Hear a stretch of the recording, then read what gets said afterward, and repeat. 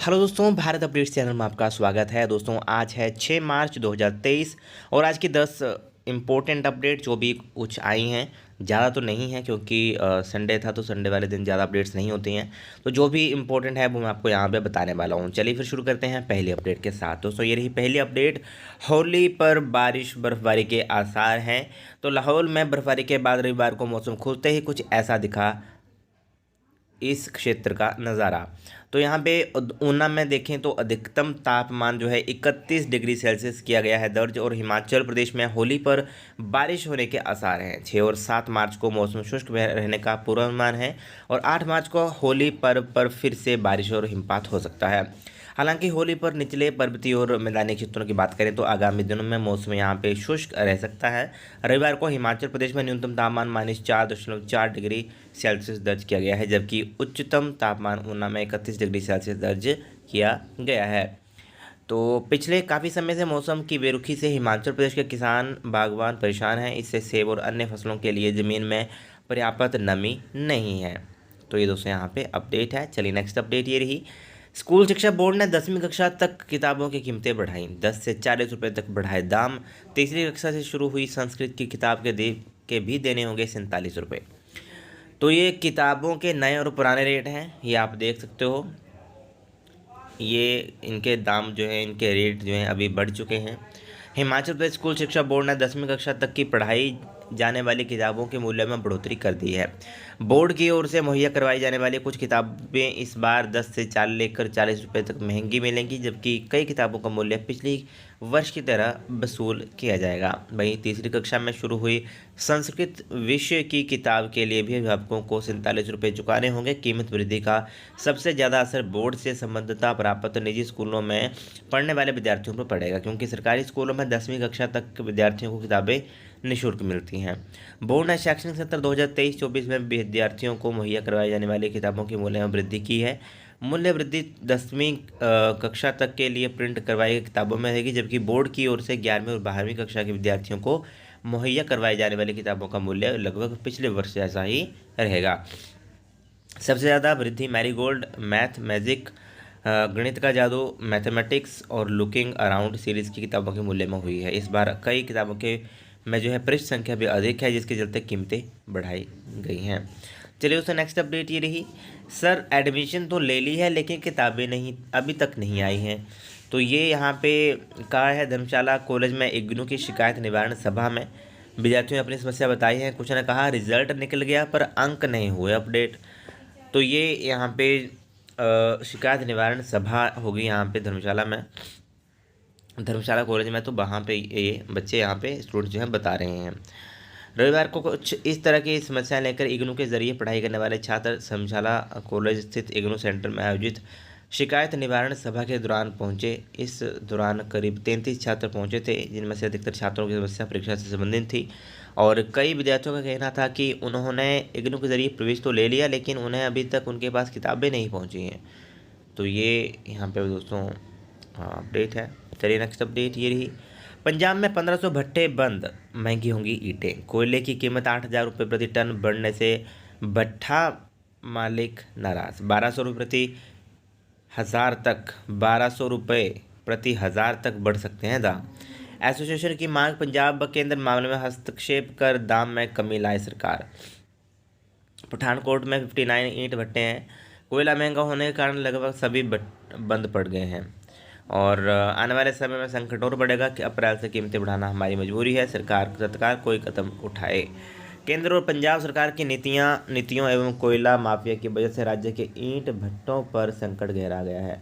मौजूदा समय में पंजाब में 2800 ईंट भट्टे हैं, जिनमें से 1500 भट्टे बंद हो गए हैं, जबकि अन्य बंद होने के कगार पर हैं।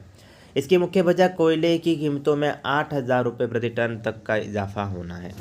इससे आने वाले दिनों में ईंट के दाम 6200 रुपये प्रति 1000 से बढ़कर 7400 रुपये प्रति हज़ार हो जाएगी, बल्कि यानी कि 7400 रुपये की आपको 1000 ईंटें मिलेंगी। और पंजाब ईंट भट्टा एसोसिएशन ने केंद्र व सरकार से हस्तक्षेप कर कोयले के दामों में कमी लाने का आग्रह यहाँ पे किया है।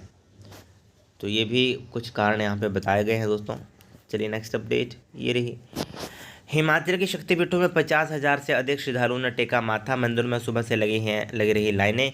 नैना देवी में होला मोहल्ला मेला शुरू। श्री नैना देवी जी मंदिर के दर्शन के लिए कतारों में खड़े श्रद्धालु और 15,000 ने किए माँ चिंतपूर्णी के दर्शन। चलिए दोस्तों, नेक्स्ट अपडेट ये रही। छात्र नेता रहे सुक्खू पर बनाने लगे SCA चुनाव बहाली का दबाव। छात्र संगठन बोले मुख्यमंत्री खुद 9 साल तक रहे हैं छात्र राजनीति में। पूर्व में कांग्रेस सरकार ने ही लगाई थी रोक। तो SFI और ABVP छात्रों के लोकतांत्रिक अधिकार को बहाल करने की बना रहे हैं रणनीति। आंदोलन करेगी ABVP, CM से मिलकर उठाएंगे मांग, ये अलग अलग ने कहा है। और छात्र संघ चुनाव पर साल 2013 में लगा था प्रतिबंध। तो ये दोस्तों यहाँ पे अपडेट है, ये पूरा आप इधर देख सकते हो। तो इन्होंने जो है यहाँ पे कहा है कि जो छात्र संघ के चुनाव है उनको रोककर ये दबाव बना रहे हैं और ये चाहते हैं कि छात्र संघ चुनाव जो है उसको बहाल किया जाए, उसके लिए रणनीति जो है बना रहे हैं। नेक्स्ट अपडेट ये रही। देहरा के हाथ से फिसल सकता है CRPF का कोबरा ट्रेनिंग सेंटर। खैरियां में प्रस्तावित प्रशिक्षण केंद्र पर लगा ग्रहण। 3 साल से केंद्र सरकार के पास अटकी है फाइल। तो यहाँ पर देहरा के खैरिया में 1400 कनाल भूमि पर कोबरा ट्रेनिंग सेंटर बनाने का प्रस्ताव कई बार स्थानीय प्रशासन और CRPF अधिकारी कर चुके हैं संयुक्त निरीक्षण। यह देहरा हल्के का दुर्भाग्य ही है कि पहले केंद्रीय विश्वविद्यालय का धर्मशाला के साथ बंटवारा करना पड़ा और अब दूसरा बड़ा प्रोजेक्ट भी हाथ से फिसलता दिख रहा है। करीब 6 साल पहले देहरा हल्के में CRPF का कोबरा ट्रेनिंग सेंटर खोलने की कवायद शुरू हुई थी। इस प्रोजेक्ट पर ठोस कार्रवाई नहीं हो पाई। बताया जा रहा है कि ट्रेनिंग की CRPF के कोबरा ट्रेनिंग सेंटर की फाइल केंद्र सरकार के पास अटकी है। जानकारी के अनुसार देहरा हल्के में खैरियां के निकट करीब 1500 कनाल भूमि पर CRPF का कोबरा ट्रेनिंग सेंटर स्थापित करने का प्रस्ताव था, लेकिन अब फाइल जो है पड़ी हुई है, तो उसके कारण इसमें जो है ये प्रोजेक्ट जो है हाथ से फिसलता दिख रहा है। चलिए दोस्तों, नेक्स्ट अपडेट ये रही। VIP नंबरों के लिए उच्चतम तीनों बोली दाताओं से लेंगे 30% जमानत राशि। VIP नंबर BBIP नंबर लेने में विफल रहने पर जमा राशि होगी जब्त। अन्य दोनों बोली दाताओं की जमानत राशि परिवहन विभाग करेगा वापस। चलिए दोस्तों, नेक्स्ट अपडेट ये रही। तकनीकी क्षेत्र में सूबे के युवाओं को आर्टिफिशियल इंटेलिजेंस से आधुनिक शिक्षा देगी सरकार। सुक्खू। वर्ष 2025 तक हिमाचल देश का प्रथम हरित ऊर्जा राज्य बनेगा। तो ये दोस्तों यहाँ पर अपडेट्स हैं। चलिए नेक्स्ट अपडेट देख लेते हैं अभी। हाँ, तो आपके कल मैंने कमेंट देखे कि HPUG के जितने भी एग्ज़ाम हुए उनके रिजल्ट कब आएंगे, चाहे वो रीअपेयर के हों, चाहे वो सेमेस्टर के हों, चाहे कोई भी हो, बट UG के हैं, अंडर ग्रेजुएट के हैं, है ना। दोस्तों जैसे कि फॉर एग्जांपल मान लो आपका एग्ज़ाम दिसंबर में हुआ है, तो उससे जो है आप जो है 3-4 मंथ्स आप लगा सकते हो, ठीक है। अप्रैल मान के चलो, क्योंकि अभी बीच में छुट्टियां भी थी जनवरी फरवरी में शायद छुट्टियां थी कॉलेजों में। तो आप मार्च तो नहीं, अप्रैल और मई तक आ सकता है आपका रिज़ल्ट। वैसे ये 3-4 महीने तो लगा ही देते हैं रिज़ल्ट निकालने के लिए। ओके, तो 3 से 5 महीने के बीच में आपका रिज़ल्ट आता है, तो उतना आप देख लीजिए आपका उतना कब हो रहा है। छुट्टियों को बाहर निकाल के 3 से 5 मंथ्स आपके लगते हैं रिजल्ट आने को, ठीक है। तो उस हिसाब से आपका रिजल्ट आएगा। ओके, बाकी दोस्तों जब भी आएगा तो मैं कोशिश करूँगा, मुझे पता चल गया तो मैं आपको बता दूंगा, ठीक है। बाकी वीडियो अच्छी लगे तो लाइक शेयर, चैनल को सब्सक्राइब जरूर करिएगा मेरे लेटेस्ट अपडेट्स के लिए। Thank you.